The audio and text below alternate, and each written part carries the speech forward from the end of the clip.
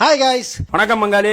Elon மஸ்க்ல ஆரம்பிச்சு அரபு நாட்டு ஷேக் வரைக்கும் எல்லாரும் இந்தியாவை பாராட்டிக்கிட்டு தான் இருக்காங்க. That one telephone call from Mr. Modi to both Israel and Iran to stop. Well, I'm actually incredibly excited about the future of India. I think India has more promise than any large country in the world. அவங்க என்னதான் சொன்னாலும் ஈரானை India support பண்ணல அப்படிங்கிற ஒரே காரணத்துக்காக அடிமையான India, தலை குனிந்த இந்தியா, வீக்கான இந்தியா, கூனி குறுகிய இந்தியா அப்படின்னு வெரைட்டியா வீடியோ போட்டுட்டு ஒருத்தர் மட்டும் உட்காந்து ஒப்பாரி வச்சிட்டு இருக்காரு. நம்ம உலக அளவுல எந்த அளவுக்கு வீக்கா இருக்கும், எந்த அளவுக்கு வீக்கா ப்ரொஜெக்ட் ஆயிருக்கு, நம்ம மானமே கப்பலேறிட்டு இருக்கு. உலக அளவுல உலக அளவுல நம்ம கூனி குறுக வேண்டிய ஒரு நிலைமை. we are compromised. உலக அளவுலயே இது வந்து ஒரு மிகப்பெரிய தலை குனிவு தான். எலவு வீட்ல கும்பலையா கூட இவ்வளவு அழுக மாட்டாளுங்க. ஆனா நீ இந்த ஆளே அழுகிறியடா.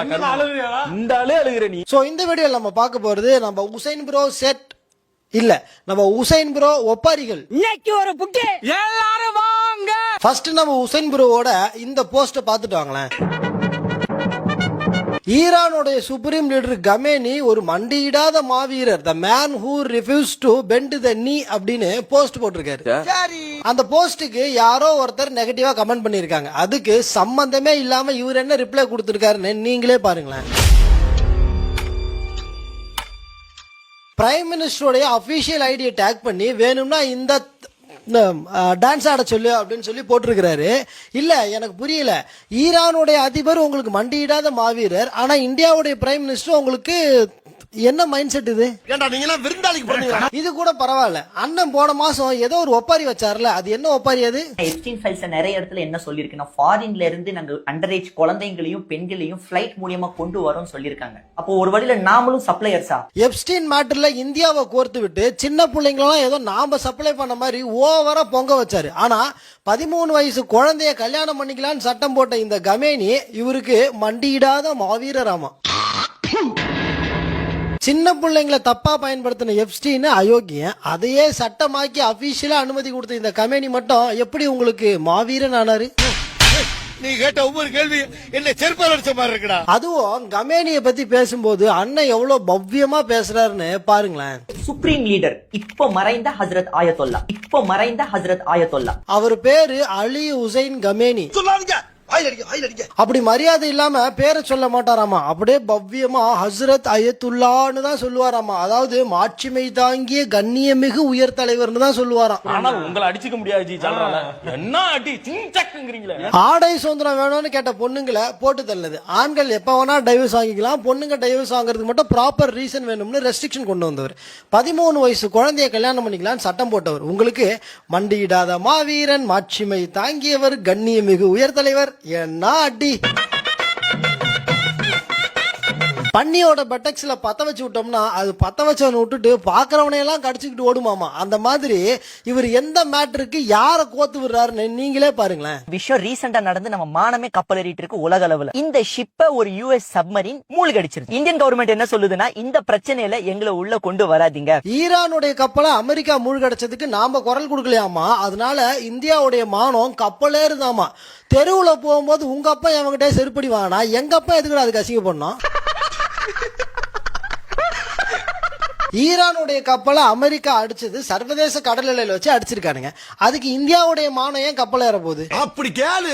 சொல்றதையும் சொல்லிட்டு அதை எவ்வளவு அழகா ஜஸ்டிஃபை பண்றாருன்னு பாருங்களேன். நாம ஒருத்தங்க நம்ம வீட்டுக்கு இன்வைட் பண்றோம். சாப்பிட்டு முடிச்சுட்டு அவங்க ரிட்டர்ன் போகும்போது அவங்களுக்கு ஒரு ஆக்சிடென்ட் ஆயிருச்சு. ஒரு பேசிக் மனிதாபிமான அளவுல என்னாச்சு ஏதாச்சு நம்ம பதறி போவோம். இதுதான் ஒரு பேசிக் ஹியூமன் நேச்சர். உங்க வீட்டுக்கு வந்துட்டு போன விருந்தாளிக்கு போகும்போது ரோட்ல ஆக்சிடென்ட் ஆயிடுச்சுன்னா நீங்க கேப்பீங்களா மாட்டீங்களா? ரொம்ப அழாத. நடந்தது ஆக்சிடென்ட் இல்ல, அடிதடி.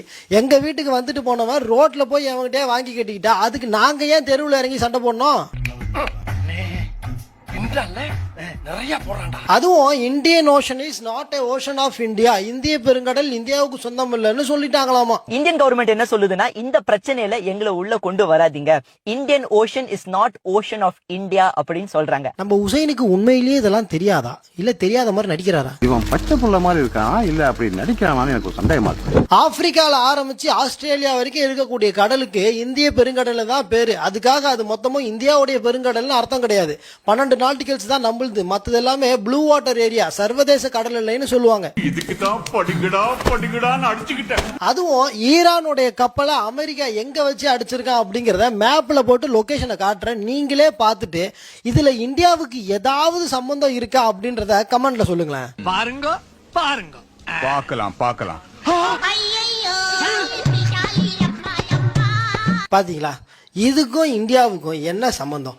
இலங்கைக்கு கீழே எவனாவது இலவ கூட்டினா அதுக்கு நாங்க ஏன்டா ஒப்பாரி வைக்கணும்? ஆனா இது கூட பரவாயில்ல, தலைவன் திமிரா இதுக்கு ஒரு வார்த்தை விட்டுருக்காரு பாருங்க. அப்புறம் என்ன India is the net security provider for Indian ocean அப்படின்னு சொல்றீங்க. இந்தியன் ஓஷனுக்கு இந்தியா தான் காவல்னு என்ன இதுக்கு சொல்லிக்கிறீங்க அப்படின்னு சொல்லி இந்தியன் நேவியையும் பிஎம்ஓ இந்தியாவுடைய அபிஷியல் அக்கௌண்ட்டையும் போட்டு திட்டி இருக்கிறார். உன்னை அடிக்கிறது 5 நிமிஷம் ஆகாது கண்ணா, உன்னை அடிக்கிறது 5 நிமிஷம் கிடையாது. 110 கிலோ வெயிட் தூக்குற அந்த லாரன்ஸ் உன்னை அடிக்கிறது பெருசு கிடையாது. இரு, என்னன்னு திட்டினாரு? அப்புறம் என்ன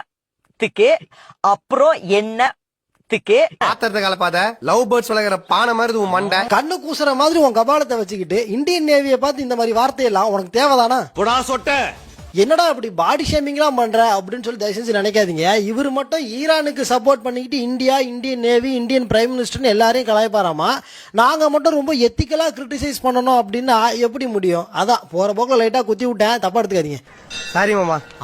சாரி கேட்பேன். அடுத்ததா அழுவறதுக்கு பாயிண்ட் கிடைக்காம ஒரு அறுந்து போன ரீல அள்ளிக்கிட்டு வந்து உட்காந்து அழுதுகிட்டு இருக்கிறாரு. அதையும் கொஞ்சம் பார்த்துட்டாங்க. ஆஸ் a sovereign country நம்ம மத்த நாட்டை அட்டாக் பண்றதுக்கு நம்மளுடைய பேஸை என்னைக்குமே தரமாட்டோம். ஆனா இந்த யுஎஸ் ஈரான் வார்ல நம்ம யுஎஸ்ஏக்கு பேஸ் ப்ரொவைட் பண்ண நான் சொல்லல. இந்தியாவுடைய பேஸை பயன்படுத்தி தான் ஈரானை அமெரிக்கா அட்டாக் பண்றாங்களாமா.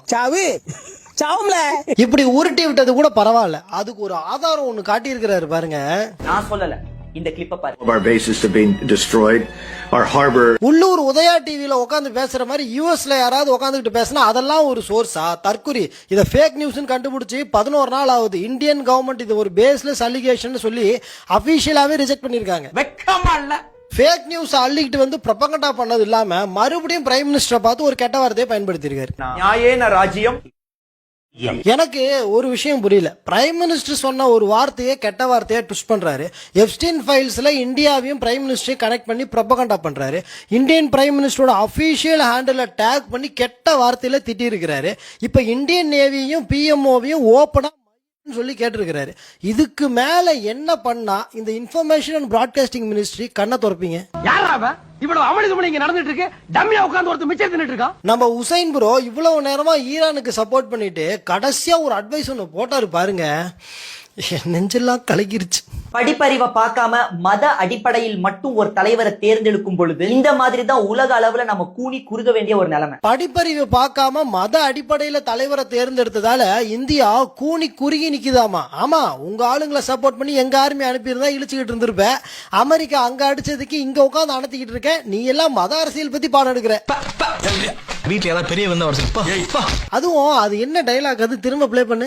மத அடிப்படையில் மட்டும் ஒரு தலைவரை தேர்ந்தெடுக்கும் பொழுது மத அடிப்படையில தலைவரை தேர்ந்தெடுக்க கூடாதாமா. இங்க இருந்துகிட்டு ஈரான் நீங்க எதுக்கு சார் சப்போர்ட் பண்றீங்க? சோ गाइस, இந்த வீடியோ உங்களுக்கு பிடிச்சிருந்தா லைக், ஷேர், கமெண்ட் எல்லாரும் பண்ணிருங்க. அப்புறம் அந்த சூப்பர் தேங்க்ஸ்.